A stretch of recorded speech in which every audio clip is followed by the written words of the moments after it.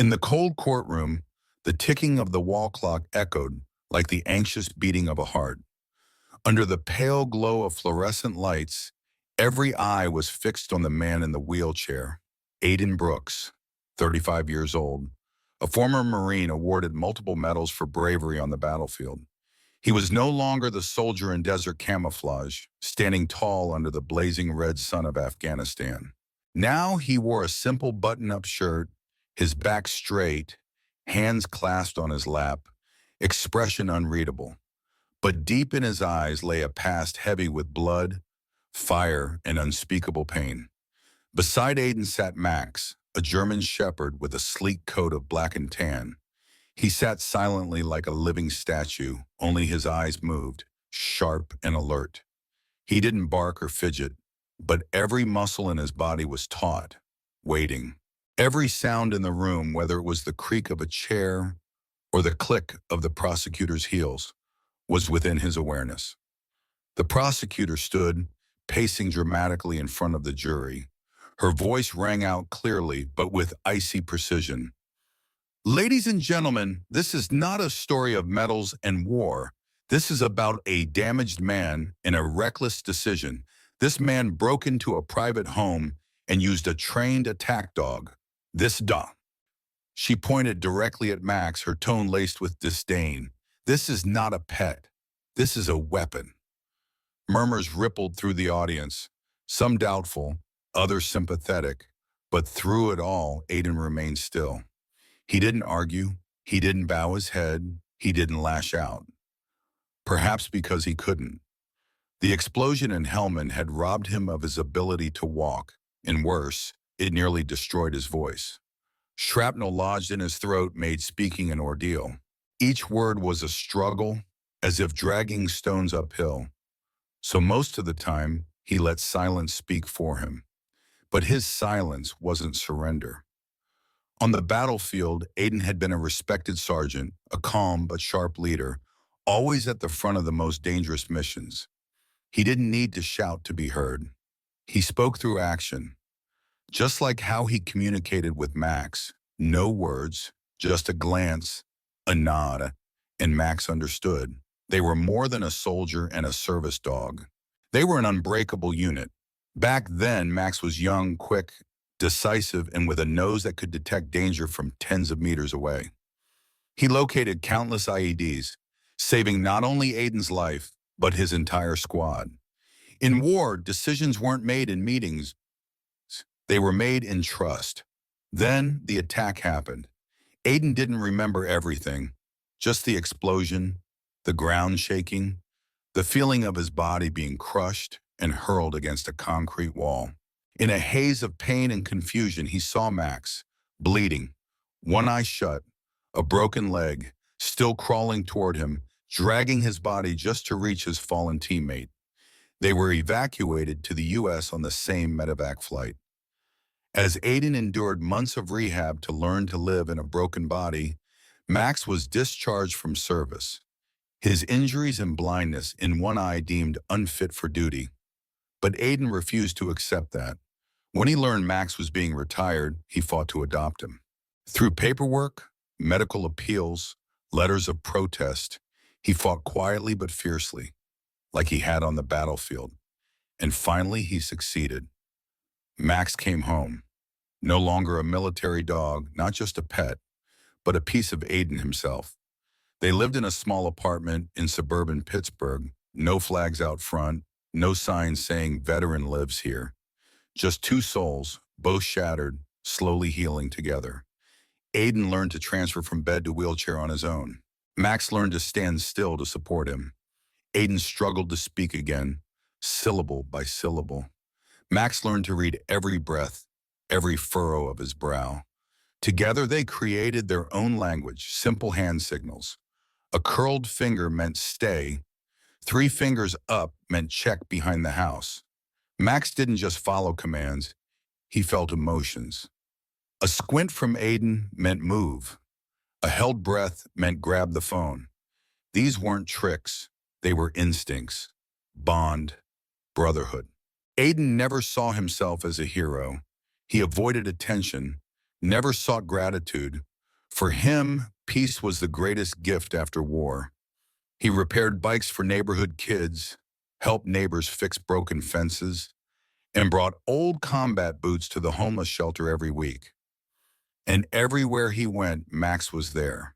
Not a guide dog, not a show pet, but a battle-worn friend, the only one who had walked through hell and still chose to stay. That night, rain poured relentlessly over Pittsburgh.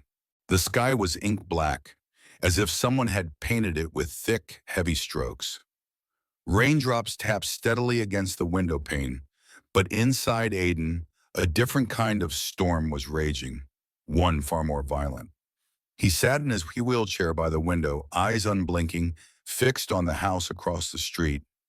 The same house where, for 3 nights in a row, the screams of a child had echoed again and again, sometimes breaking off like they'd been choked. It wasn't the sound of ordinary crying. There was something in it Aiden recognized all too well, the desperate fear he'd once heard in himself on the battlefield when his fellow soldiers were buried under rubble. At first he tried convincing himself he had misheard. Maybe it was the TV, maybe a child arguing with their mother. But on the third night, when that scream rang out again, long, panicked, slicing through his nerves like a hot wire, Aiden couldn't stay still any longer. He called the police. Once. No one came. Twice. Still nothing. They told him there was no clear evidence. It could be just a misbehaving kid, said the dispatcher, weary and detached. No one else has reported anything. Just you. Just him. A disabled, unemployed veteran. A man once treated for PTSD. Someone who lived alone with a former military dog. In society's eyes, he was nothing more than a walking file of red flags. But Aiden knew. His instincts told him something was wrong. He had heard that kind of scream before when someone was trapped, in pain and completely hopeless. A question echoed in his head over and over. If not me, then who? On the fourth night when the scream returned, piercing and sharp, like a blade tearing through the dark, Aiden didn't wait anymore. He turned to Max, just to look. The dog sprang up like a coiled spring, his eyes changing instantly, from gentle to ice cold. He knew a mission had begun. Aiden opened a drawer and pulled out a small earpiece, placing it in his ear. From the audio feed connected to Max, he heard faint sounds, footsteps, heavy breathing, and the child's cry. There was no mistaking it. He strapped a small flashlight to Max's collar and clipped a GoPro to his side. Then, as quietly as a ghost, he opened the door. The rain still fell. The night still held its silence. But Aiden's heart pounded like he was back in the middle of a combat operation. Max slipped through the fence, crossed the lawn, and approached the house across the street. Following Aiden's hand signals from afar, he jumped lightly onto the back porch, where a ground floor window was cracked open. A low growl rumbled in his throat, then vanished. He slipped inside. Aiden watched the feed on a small screen strapped to his arm, blurry but clear enough to see the chaos. Furniture overturned, the stove still on. And on the hardwood floor, a large man loomed over a little girl, about 8 years old, his finger jabbing into her face as she sobbed silently. Aiden didn't think. He flew out of the house, wheels slicing long tracks through the rain. Muscles that had once withered now surged with strength, driving his heavy body across the street. As he neared the gate, he gave a signal. Max understood. He charged out of the shadows like a bolt of lightning, releasing a snarl that shook the whole block. The man barely had time to react before Max slammed into him. A scream rang out, this time from the villain.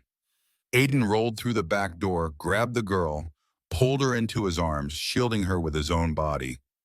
Max held the man pinned to the floor, not biting, not killing, just subduing, exactly as he had been trained.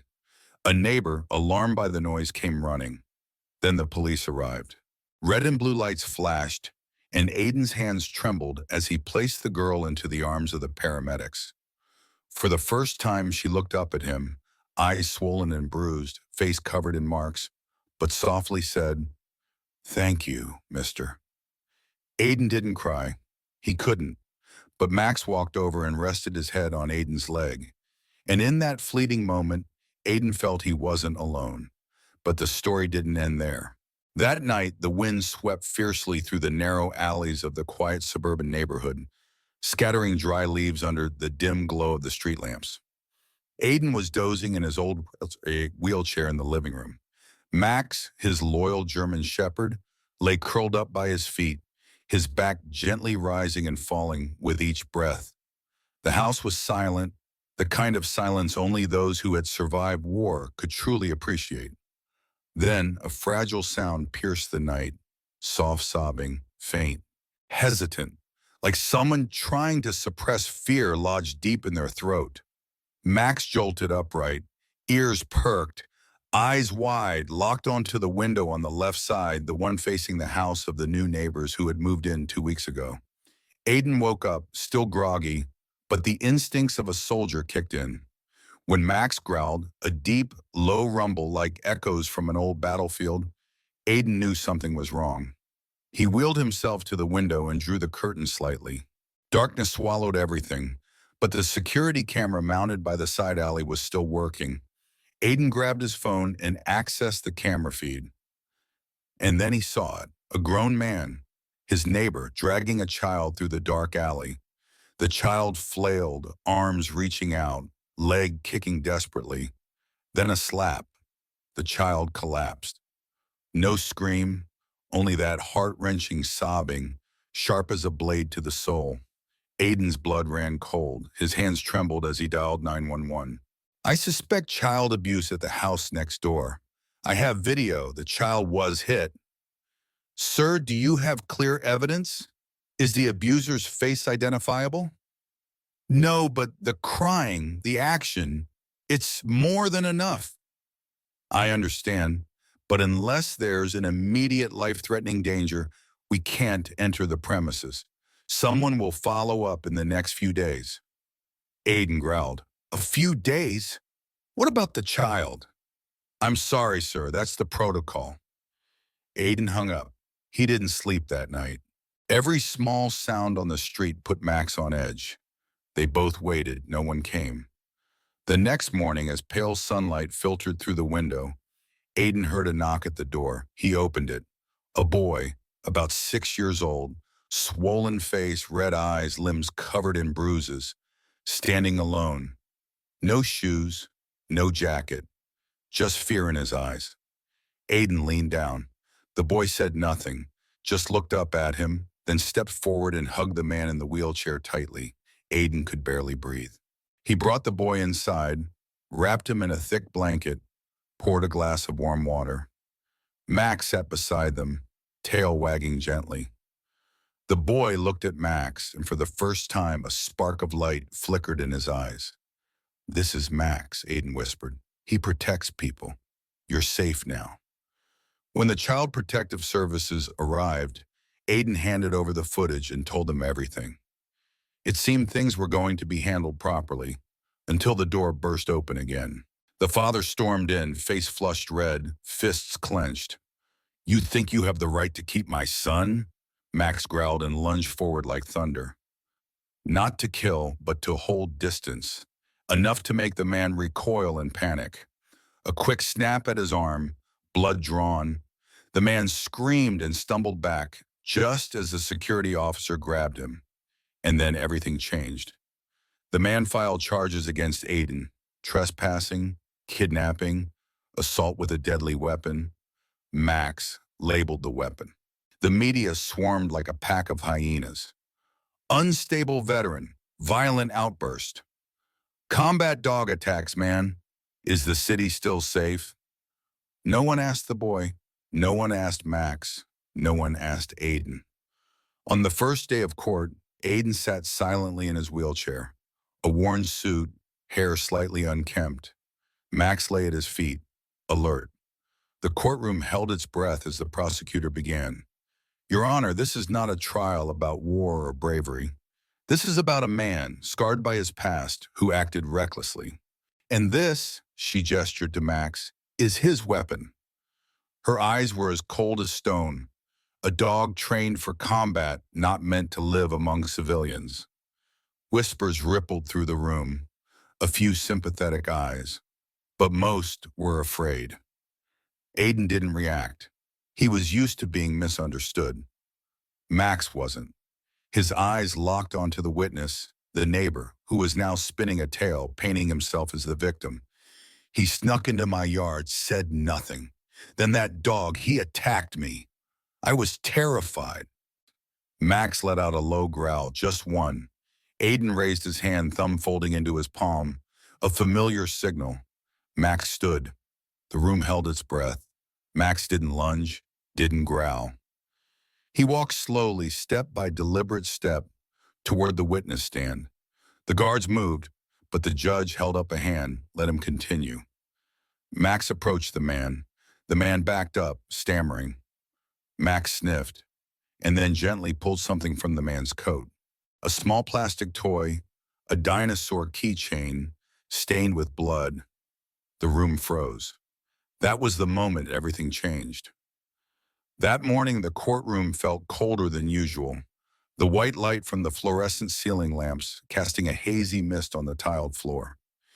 Aiden Brooks sat silently in his wheelchair, his old military uniform neatly pressed, with medals pinned to his left chest as a reminder of a distant, heroic past. Beside him was Max, a German shepherd with glossy black and golden fur, eyes sharp as steel, and a posture as still as a statue. No one in the room could imagine that this quiet dog had once run through rainstorms of bombs and bullets, had saved dozens of lives on the battlefield, and now was being considered a weapon attacking innocent people. The prosecutor entered, her face as cold as ice. Her voice rang out powerfully. "Your Honor, this case is not about military honors or glory. It is about the boundary between the past and the present. It's about a man carrying psychological wounds who crossed the line of the law to administer justice in his own way, and about an animal trained to kill that is now allowed to live among civilians." She pointed directly at Max, who sat silently beside Aiden. "This dog bit a father in his own home. This is not an act of self-defense, Your Honor. This is an attack. And Aiden Brooks, with all his military honors, must still be held accountable like any other citizen." A wave of murmurs rippled through the courtroom. Many shook their heads in disbelief. Some looked at Aiden with suspicious eyes. He sat still, his gaze unwavering. He was used to being misunderstood. War had taught him that. Aiden's defense attorney, a young but passionate man, stood up. His voice trembled slightly but was firm. "Your Honor, my client is not a criminal. He is a hero, not in the vague sense that the media often praises, but in the literal sense. A man who risked his life to protect others, and to this day, continues to do so." He paused, turning to Aiden. "And Max is not a wild animal set free. He is a comrade, a companion, a part of the survival system of a man who can no longer rely on his own body to defend himself." The court recessed to call the first witness, David Renner, the father who had accused Aiden of trespassing and weaponizing Max to attack him. David walked to the witness stand, his gaze cold, full of confidence. "He barged into my yard without warning. That dog lunged and bit me. No warning, no reason," he said, his voice crisp as if rehearsed. Max shuddered slightly, his ears perked up. Aiden could feel every subtle change in his companion. A faint growl, barely audible, emanated from Max's throat. Aiden raised his right hand, a small, familiar gesture, a signal from their time in the field. Max immediately fell silent, but his eyes remained locked on David.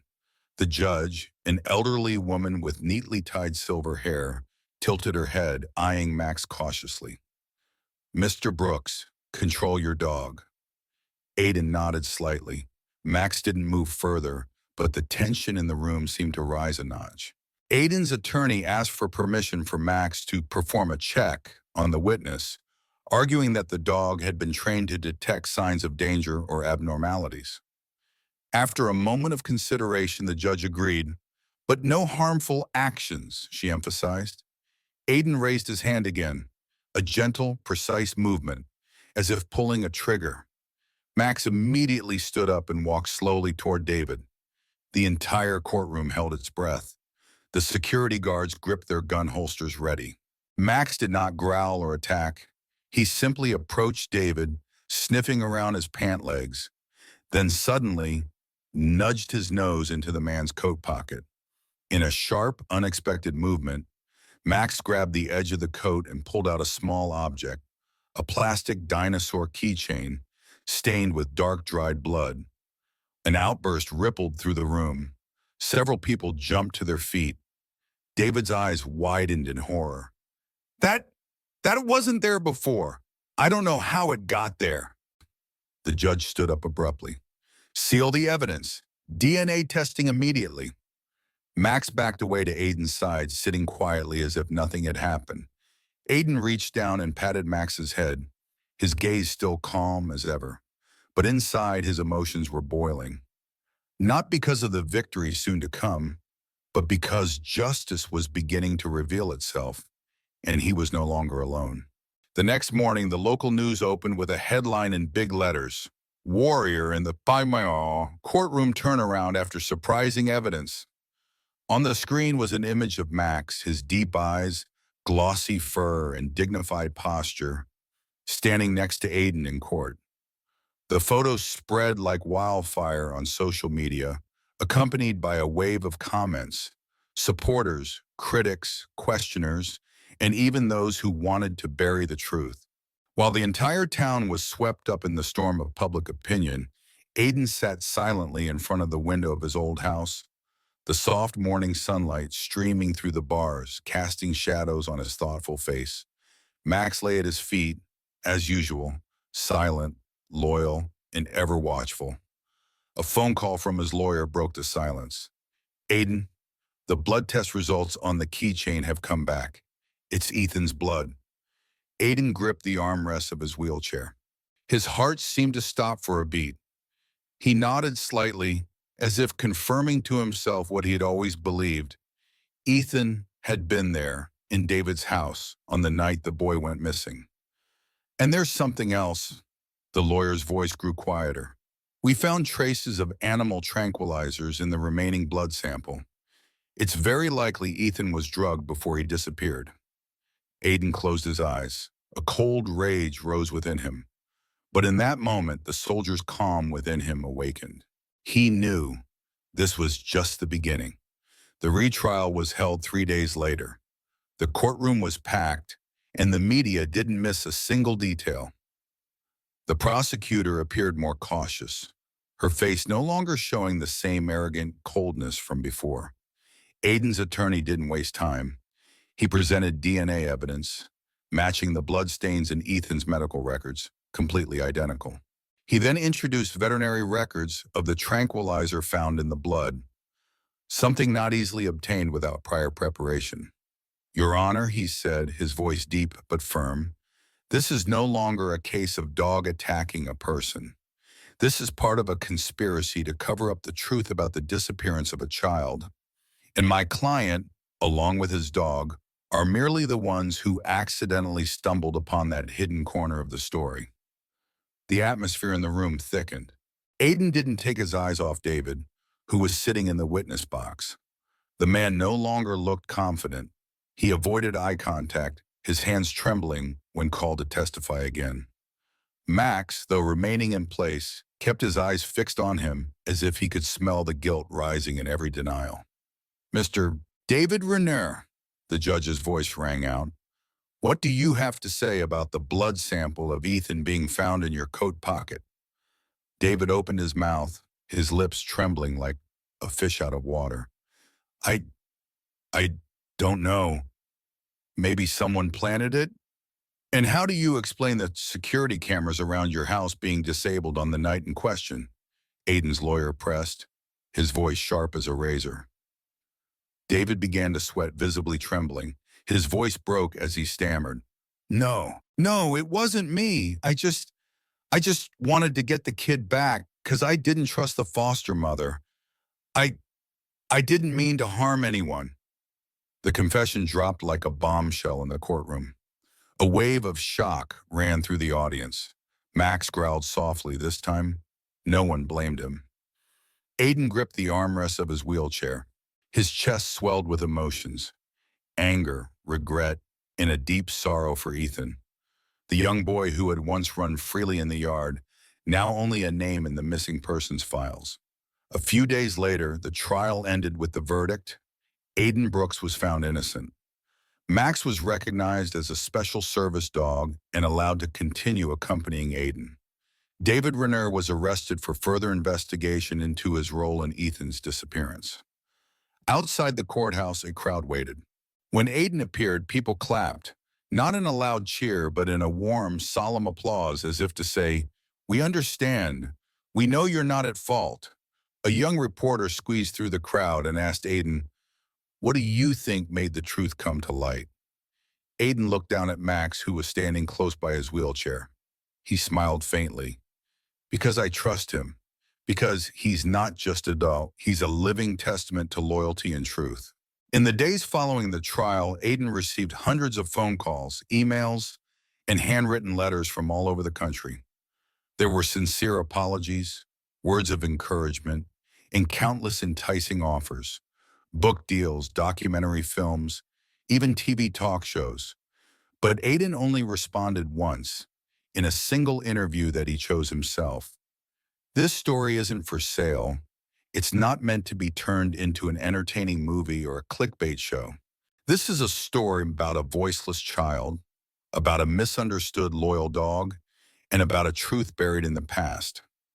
If it exists only to awaken our attention so that no child or soldier has to fight in silence.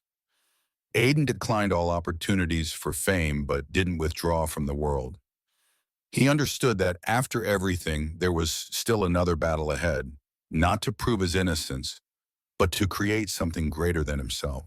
The money raised by the community throughout the trial far exceeded expectations. And instead of keeping it as personal compensation, Aiden had another idea, something that made his eyes light up for the first time after the long, gloomy days. He named the organization Hands and Paws. Hands and Paws was founded with a twofold mission. First, to train special dogs to assist veterans struggling with psychological trauma, disabilities, and feelings of isolation after war. Second, to connect lonely soldiers with a loyal companion, a four-legged friend who could listen, understand, and be there for them when no one else was. With a network of volunteers made up of war veterans, veterinarians, psychologists, and trainers, the organization quickly gained strong support and attention from the community. Max, with his indomitable spirit and unwavering loyalty, became the living symbol of Hands and Paws. Every time Aiden spoke at a rehabilitation center or a veterans hospital, Max was by his side, walking next to his wheelchair, his sharp eyes seeming to listen to every word Aiden said. In a talk at a military university, Aiden once shared with hundreds of cadets, "We, those who've come back from the battlefield, don't usually need anyone to teach us how to fight. What we need is someone to teach us how to keep living." Max did that for me. And I believe each of you will have your own Max, if you know how to open your heart. The first dogs trained at Hands and Paws were paired with veterans. A soldier who had tried to take his own life 3 times smiled for the first time in 7 years when a dog named Ghost licked his hand, as if calling him back to life. A mother who had lost her child in war found new hope when she volunteered to care for the puppies at the center.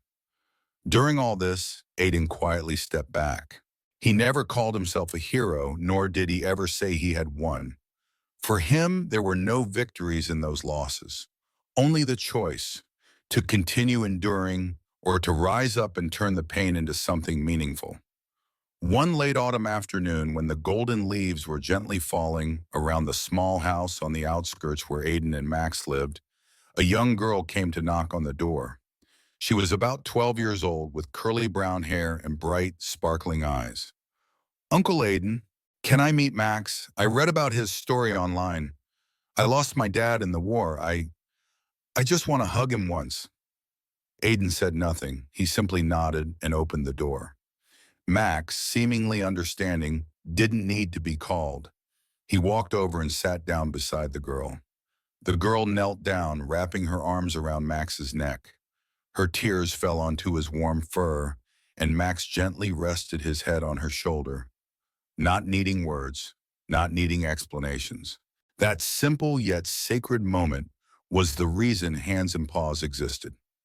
A year later, at the first anniversary of the organization, a small bronze statue was erected in front of the training center, a depiction of Aiden sitting in his wheelchair, one hand resting on Max's head, his eyes gazing ahead.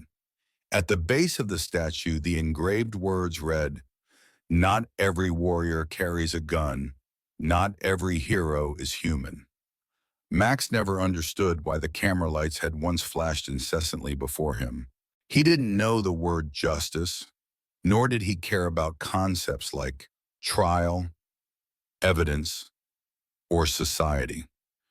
To Max, the world was simple. It was about whether the person he loved was happy or in pain, and his only mission was to be there beside him, no matter what happened. Aiden once said, "Max didn't save me because he knew I needed saving. He saved me because he knew I was family." This, more than any eloquent defense, moved millions of hearts. On that fateful day, when Aiden was accused of a crime he didn't commit, the only one who didn't turn his back on him was Max. When everyone else doubted, Max looked at him with a single gaze, the gaze of absolute trust. When the world went silent, a single bark from Max in the courtroom became the key to uncovering the hidden truth. His glance, neither programmed nor trained, was nothing more than an instinctive reflex, a deep loyalty in a heart that didn't know how to lie. Humans may create sophisticated legal systems, grand courts, and debates lasting for hours. But in the shortest of moments, a sincere, selfless action, like a comforting lick of the hand or a step toward the owner, has more power to move than any argument. Max couldn't testify, but he witnessed, not with words, but with his heart. In the months that followed, as Hands and Paws began to spread, the story of Max remained at the heart of every conversation about loyalty, the protective instinct of boys, and unconditional love. But to Aiden, Max was not a symbol. He was a friend, a companion, the one who saved him, not once, but every day. When I couldn't stand up, Max was there. When I couldn't speak, Max spoke for me.